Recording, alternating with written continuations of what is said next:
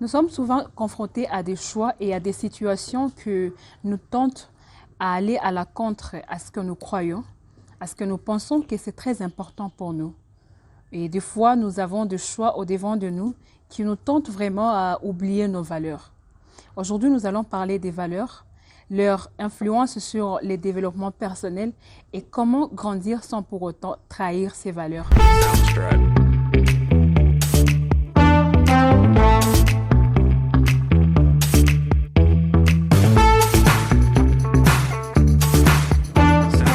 Bonjour à tous et bienvenue à notre émission. Et comme d'habitude, je ne suis pas seule sur les plateaux, toujours accompagnée d'Aïfa. Et aujourd'hui, nous avons une invitée. Elle va devoir se présenter. Bonjour, madame.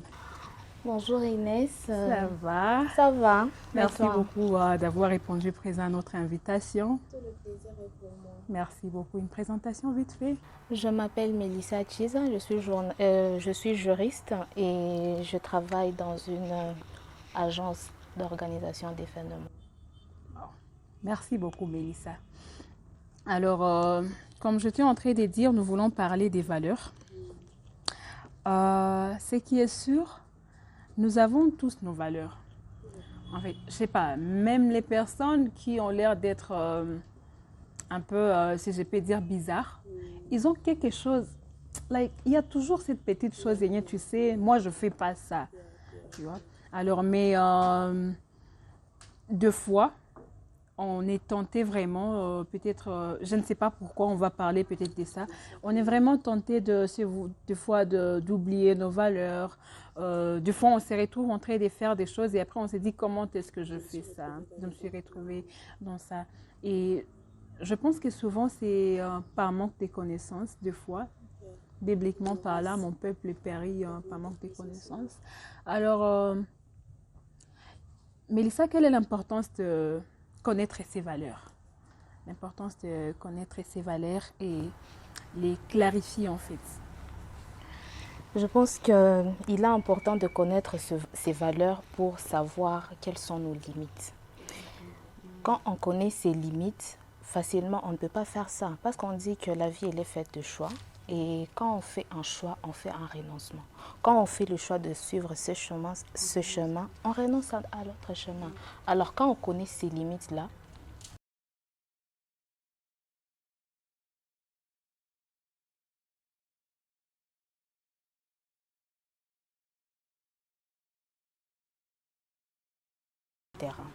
Connaître ses valeurs, c'est très important parce que c'est comme qui dirait, tu exposes à tout le monde là où moi je vais, like where I go and where I'm not going. So, c'est vraiment très important de les connaître et surtout de les clarifier. Voilà.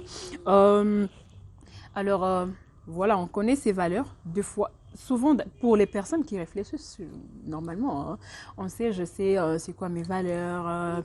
Peut-être c'est la fidélité, la loyauté. Bon, il y en a beaucoup. Mais est-ce que deux fois, on ne se retrouve pas dans l'influence? Alors, comment, je peux dire, comment on peut rester focus, tu vois? Parce que normalement, on ne vit pas seul. Et on se rencontre avec des gens, par exemple, moi, né, grandi à Goma, et puis après, tu vas étudier ailleurs. Les gens ont leurs valeurs et tout. Alors, comment rester focus, même si tu es dans l'environnement qui ne partage pas les mêmes valeurs que toi? Comment on peut rester focus sur nos valeurs? pour rester focus sur ses valeurs, sur ses convictions, je pense que ça nous renvoie à notre première discussion. Il faut savoir ses limites. Tu vois, quand tu te connais déjà, tu connais tes limites. Tu sais que tu es entouré de certaines personnes, mais tu n'es pas influençable facilement. Tu vois, vous pouvez sortir jusqu'à tard avec les amis qui font ceci, les amis qui font cela. Mais quand toi, tu te connais, tu dis non, ça, je ne fais pas. Ça, je ne fais pas. Et c'est le plus important, je pense, juste de se connaître ses limites. Et comme ça, on reste concentré sur soi. On reste concentré sur ses propres convictions et ça nous permet d'avancer et atteindre les objectifs qu'on s'est fixés dans la vie. Je vais ajouter quelque chose. Je crois qu'il faut aussi être ferme. Tu as des limites, mais tu as des valeurs. Il faut savoir rester ferme. Peu importe ce qui se passe autour de toi, ton entourage, donc le milieu dans lequel tu te trouves, tu restes ferme à tes principes. Parce que c'est toi qui sais où tu vas. Tu vois? Donc je suis la personne qui sait où je vais. Tu vois? Parce qu'il y a des fois, tu peux te retrouver dans ton entourage, tu dis à quelqu'un qui est à côté de toi, moi je ne fais pas ça. Non, non. Pour toi c'est quelque chose de... Donc tu tiens vraiment à ça. Exactement. Moi je ne fais pas Je faire ça. comprends déjà. Donc allez, tu vois, Et c'est tu te quoi, mais présentes c'est en rien, âme tu vois. et- Mais et, c'est toi qui sais où. pourquoi tu tu le le fais fais. Donc tu Et, restes euh, ça. et deux fois, tu sais, quand tu dis c'est toi qui sais pourquoi tu ne le fais pas, en fait, deux fois on fait les choses, je me rappelle aussi d'une autre chose, oh wow, like something que j'avais encore écrit, c'était, qu'est-ce que j'avais dit? Deux fois, oh, I'm super emotional. Ça me donne de l'émotion, c'est pas, I feel like I want to cry, and I don't know why. Mais c'est genre, on fait des bêtises dans la masse, mais les conséquences sont toujours personnelles. Yeah, so, les gens, quand j'avais écrit sur ça, j'avais dit, on peut boire, like, les gens qui drink alcool. Ça peut être dans une fête, mais c'est qu'on appelle les hangovers. C'est personnel. C'était dans une fête, tu t'es enivré, and then tu as fait quelque chose qui impacte toute ta vie. Alors, c'est vraiment très important de laisser focus, c'est très important de rester ferme parce que c'est toi qui sais pourquoi tu ne les fais pas. Et ceux qui en font, ils savent pourquoi peut-être, and then maybe ils ont normalisé ça. Ils ont normalisé ça parce que quelqu'un m'a dit récemment que certaines choses, quand on les, like, when they are normal, tu t'inquiètes plus, hein. Et puis ça te fait rien, ça te fait plus rien sur tu as déjà une conscience pure. Pourtant, toi, tu peux essayer dans la fête et après, quand tu les fais, il y a des personnes qui même finissent par se suicider. Like, comment moi, hein? Pareil. Et surtout, c'est les personnes qui... Yo, people. Passons à la prochaine, une autre question. Alors, comment la culture? Est-ce que la culture peut influencer nos valeurs? La culture peut influencer nos valeurs? Bon, voilà, c'est ça la question. Je comprends exactement ce que tu veux dire. Je pense que oui. En parlant tout simplement de notre culture africaine, par exemple, tout ce que nous voyons venant de l'Europe, mais nos parents ne cessent pas de nous dire non, ça ce n'est pas pour nous, ça c'est pas pour nous. Mais pourquoi ils nous disent ça? Parce que ce n'est pas ancré dans notre culture. Ça vient de l'Europe, oui, mais est-ce que c'est bon pour nous? Notre culture africaine ne nous permet pas de faire ceci, ne nous permet pas de faire cela. Plus tard, peut-être dans 10 ou 20 ans, on va entendre parler, on entend déjà parler ailleurs des mariages homosexuels, mais quand on en parle ici en Afrique, non mais ça choque, c'est choquant. Comment deux personnes vont se mettre ensemble? Non, c'est pas possible. Et ça nous permet en fait de conserver nos valeurs. Ouais. Je pense que la culture, oui, elle influence gravement nos valeurs et qu'on doit conserver. Exactement. Ça me rappelle aussi, wow, c'est sujet, mais c'est aussi comme si on parlait, on savait parler en tout cas. Ça me rappelle quand j'étais partie à Kampala pour les études. Ma première fois, tu vois, ici chez nous, c'est pas même si ça s'est fait, je sais pas trop, mais si ça s'est fait, les sleep-over, quand quelqu'un va dormir, c'est chez son chéri et tout. Quand tu rentres, tu ne vas pas les dire à tout le monde. Alors moi, quand j'étais arrivée à Kampala pour la première fois, il y a une collègue qui était partie, like she was going to do a sleepover chez son petit ami.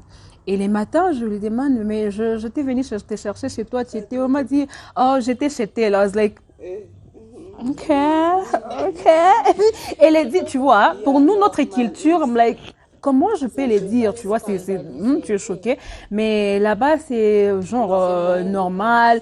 J'avais une copine, d'ailleurs, une Ougandaise, elle, quand son chéri dormait quand il va passer une nuit chez son chéri, sa maman va l'appeler, comment va ton chéri, il est là, il est déjà rentré, I'm like, ok, pas marié, copain, copine, hein, tu vois, donc pour notre culture, ça choque. Ce que tu dis, c'est que exactement la culture, ça influence nos valeurs. Ouais, Alors, c'est quoi les rôles que l'entourage joue? Maybe, let's say, dans notre processus de... Quand nous sommes en train de forger nos valeurs, c'est quoi les rôles? Est-ce que l'entourage a un rôle? Est-ce qu'il y a des choses qu'on fait parce que tout le monde autour de nous est en train de les faire? Est-ce que l'entourage a un rôle dedans? L'entourage a un rôle très capital dans notre vie déjà, et puis dans l'aspect des valeurs particulièrement. Et puis ça peut impacter de deux manières, malheureusement, positivement comme négativement. C'est la raison pour laquelle d'ailleurs on nous dit très souvent qu'il faut très bien s'entourer. Il faut bien choisir les amis. C'est pas pour rien, c'est parce que les amis nous définissent. Vous êtes tout le temps avec Aïfa, mais plus tard quand on va voir Aïfa à 2 h du matin chez Saloon, on va dire « Hé, tu vois Inès, tu vois ?» Direct. Quand on a vu Aïfa, on a vu Inès. Directement. Ouais, c'est ça qu'on nous dit, il faut bien s'entourer. Parce que justement, l'entourage, il joue un rôle important dans notre vie, dans nos valeurs. Voilà. Okay. Wow, ça c'est vrai. Genre, on voit nos amis, là, et puis on s'est dit, tu vois, peut-être tu n'es pas dedans. Ouais, ouais. Et des fois, même dans l'entourage, j'ai un ami qui n'est pas d'ici, et souvent il a l'habitude de dire Bafi Bagoma, tu vois. Et quand il définit ça, tu te dis, mais je n'ai rien à voir avec ça, mais lui il dit juste Bafi Bagoma, tu vois.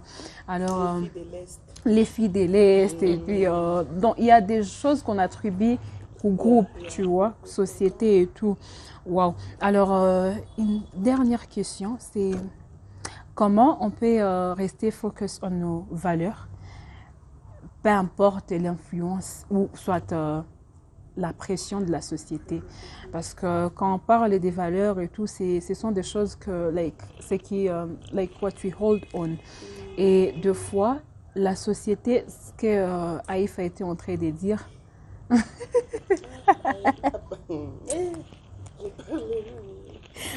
voilà, genre, il y a des choses, toi tu tiens vraiment à ça, mais tu te rends compte que, avec quoi, donc tout le monde te dit, ce que tu es en train de dire là, ça n'existe pas.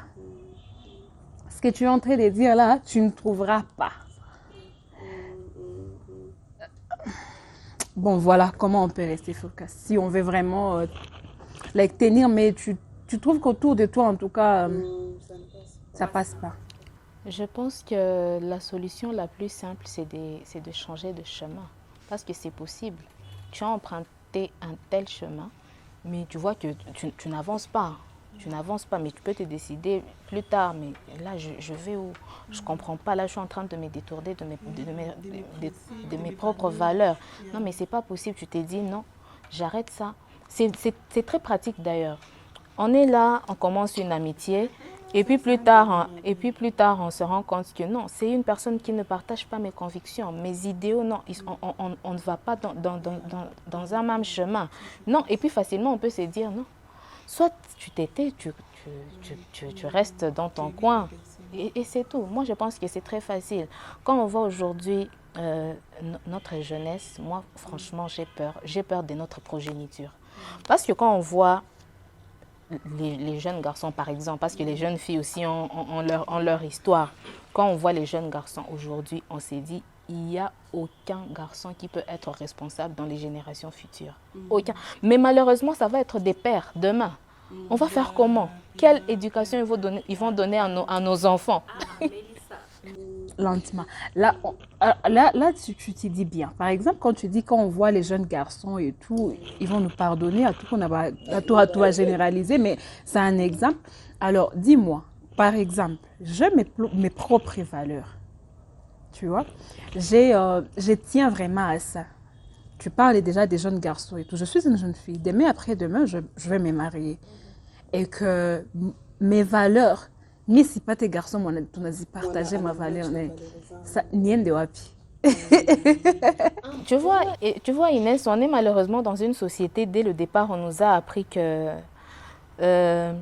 on étudie l'école maternelle, on fait l'école primaire, après c'est l'université, on fait 5 ans ou un master de 2 ou 3 ans, et après on va se marier. Qui a dit que tout le monde devait se marier? Parce que, entre nous soit dit, il y a des filles, il y a des femmes ambitieuses qui vont voir que avoir un partenaire, un mari surtout, c'est un poids pour leur carrière, par exemple. Qui a dit que se marier, c'est en soi une finalité? Non, tout le monde n'est pas censé se marier. Parce que justement, on va se rendre compte que on ne partage pas les mêmes valeurs avec tel, mais tu ne vas pas tourner, surtout les garçons de la ville de Goma, par exemple, ou de Kampala, pour chercher un partenaire. Ce n'est pas possible. Et puis, à un certain moment, on va se rendre compte qu'on s'est satisfait à être soi-même. Tu entretiens des bonnes relations avec ta famille, avec tes amis. Tu peux avoir un compagnon, mais pas un partenaire en soi. Et c'est tout. Et la vie continue. Ça, c'est un autre débat, madame. Mais ça c'est un autre débat. Ça, c'est un autre débat. Ça, en tout cas, c'est un autre débat. C'est une qui veut. Moi, en tout cas, tu vois. Moi, c'est pas que... Tu vois, j'ai une vie. Tu vois, c'est pas que les mariages, ça fait partie. Tu vois, pour moi, les mariages, ça fait partie. Like, at the end of the day, me I'll get married. Tu vois, je dois me marier. Parce que j'ai les vœux. Je comprends. Toi, si tu es parmi... like, oui, moi, je respecte. C'est normal. Moi, je ne suis pas parmi les gens qui vont stresser. C'est normal. Moi, je comprends qu'il y a des personnes que... Et tout. Mais il y a d'autres personnes qui veulent équilibrer. Ils veulent avoir cette vie des familles et tout. Moi, ce que je suis en train... on fait face... je suis en train de faire face aux situations où les gens sont en train de dire tu dois te compromettre. Tu vois, c'est ça. Tu dois te compromettre. Et justement, il faut savoir que même toi, là, tu as tes valeurs, mais tu n'es pas Sainte Marie, Mère de Dieu, tu vois. Tu as tes propres valeurs, mais il faut aussi savoir que dans les valeurs, là, tu as ta partie force, mais également tes défauts. Comme dans ton partenaire aussi, il faut voir ces forces-là, mais ces faiblesses, tu ne vas pas les négliger. Mais quand tu vas te dire que tu te mets avec quelqu'un, tu acceptes cette personne-là. Tu ne vas pas changer cette personne-là, tu vois. Tu ne vas pas l'exiger d'être parfaite parce que ce n'est pas possible. Et toi non plus, tu n'es... Justement. Donc, il faut juste accepter et faire des concessions. La vie, elle est faite des concessions. Tous les jours, on fait des concessions. Même dans nos propres valeurs, on s'est dit, moi, je suis comme ça, droite comme ça. Mais tu vas avoir une amie qui a d'autres valeurs que tu n'as pas. Mais tu vas te dire, est-ce que je vais abandonner mon amie parce qu'elle ne voit pas les choses de la même manière que moi? Tu t'es dit, non, je vais avancer avec elle comme ça. Voilà. C'est que dans les valeurs, où quand on est obligé de se compromettre, on doit voir, on doit voir sur quoi vraiment tenir. Like, tu vois, on peut donner l'exemple, par exemple, tu peux trouver quelqu'un, si moi, l'exemple souvent que je donne, si on peut se compromettre sur l'habillement, ça ne touche pas, à ma personne, tu vois, ça ne touche pas à, tu vois, si je peux me compromettre sur l'habillement, si je peux me compromettre sur les maquillages peut-être, si c'est pas, mais il y a des genre c'est moi, c'est ma personne, genre quand tu touches, c'est ma personne, tu vois. Il y a des choses, par exemple, quand on ne définit pas bien c'est quoi, par exemple, quand on dit que la femme, c'est la soumission. Quand c'est pas bien défini, moi, c'est ma personne que tu touches, tu vois. C'est vrai, c'est la soumission, mais je suis pas là pour être ta personne, tu vois. Hein? Tu vois, ton esclave, ta chose, pas même ta personne, ta chose. Donc, il y a comme tu as dit, si on arrive à un point où on dit que les mariages, c'est que tu es la chose d'un homme, c'est que moi, je ne vais pas me marier, tu vois. Il y a ces choses comme ça. Mais si on dit qu'on va se compromettre, par exemple, sur des choses sur l'habillement, sur... tu vois, il y a des... Aussi, toi, tu veux toucher à ma passion, genre pour qu'on soit ensemble, tu ne dois pas faire ça. Moi, là, en tout cas, en ce que moi, je comprends, on doit voir sur ce qu'on ne peut pas changer et ce qu'on peut ajuster. Mais malheureusement, les valeurs, elles sont ancrées. Tout ce qu'on peut faire, c'est faire des concessions. Tu dis que tu acceptes cette personne malgré... Tu vois.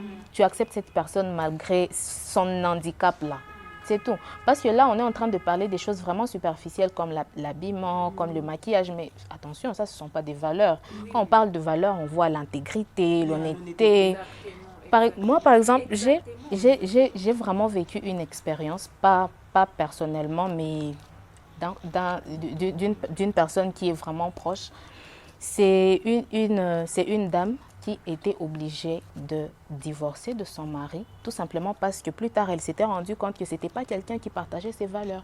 C'était quelqu'un qui ne pouvait pas l'aider à éduquer ses enfants. Par exemple, tout simplement ça. Pourquoi? Parce que son mari s'était mis dans des situations financières, des malversations. Mais plus tard, elle s'est rendue compte, mais mon Dieu, c'est la personne que j'ai épousée.